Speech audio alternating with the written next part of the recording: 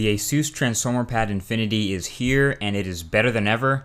Think of this as the new and improved Transformer Prime. Now I did a review of the Transformer Prime already and you can check that out, bam, right here with an annotation. But the Infinity has a faster 1.6 GHz quad-core Tegra 3 processor, 1 GB of faster DDR3 RAM, a higher resolution 2 megapixel front-facing shooter, and a 1920 by 1200 full HD display. Now that bottom bar on Android is exactly 120 pixels tall, so you can watch 1080p movies and YouTube videos on this tablet in actual native 1080p. And we'll talk more about the display in a second. But the hardware on this tablet is absolutely the best of any tablet I have ever held. It's built like a boss. It's the back of the Transformer Prime that is made entirely of metal up until the last inch or so up on the top, which switches over to this hardened plastic.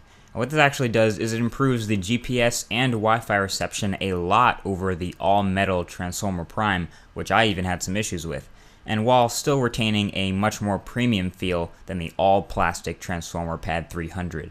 The power and volume buttons are also repositioned and changed so they're up top, and they have a deeper travel, which is really nice. They feel better to press, and about the only thing unchanged about the back is that 8 megapixel camera and the somewhat mediocre speaker.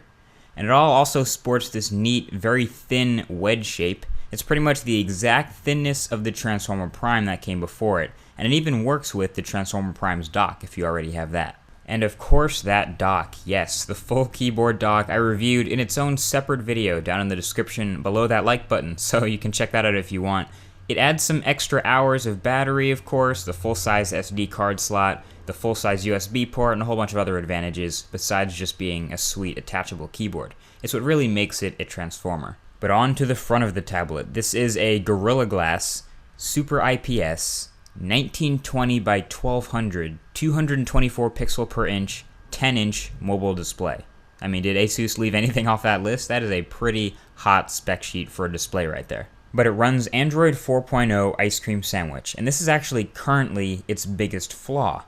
I can explain. So right now, Android 4.0 and Tegra 3 are kind of like strangers. You put them in the same room to work together, in the same device to work together, and sometimes Android says, here, let me take over the performance, I got this, I know how much RAM there is, I got it.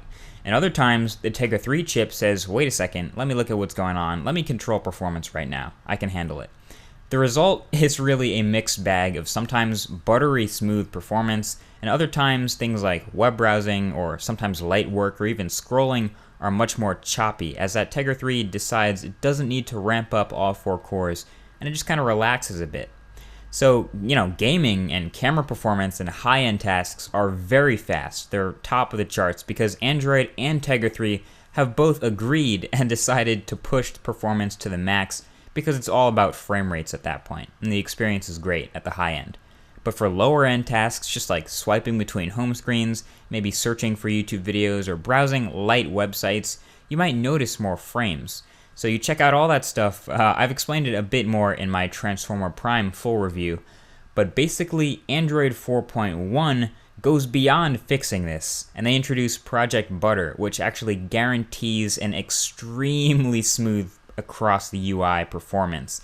Pretty much everything you do in the OS is around 60 frames per second, super smooth performance, and Asus has announced that all of the Asus Transformers will be getting Android 4.1. Now something to note is Android 4.1 already runs beautifully on another Asus Tegra 3 tablet, the Nexus 7, which is awesome news because this is also an Asus Tegra 3 tablet, which means Android 4.1 will likely perform even more amazingly on this faster Tegra 3 inside the Transformer Pad Infinity. But aside from all that, this tablet is really a great experience right out the box. You sign in with your Google account, you get all the Google stuff, it has an awesome battery life, and it gets even more battery when you use that dock with it. It has an incredibly impressive Super IPS display for that outdoor viewability, all kinds of high-end experiences going on with this device, especially when you consider this hardware. Right now, it's a story of amazing hardware and decent software, but they both kind of have to complement each other to complete the package. So I say that when this tablet gets Android 4.1.1 Jelly Bean, it is going to be the best Android tablet that money can buy, hands down.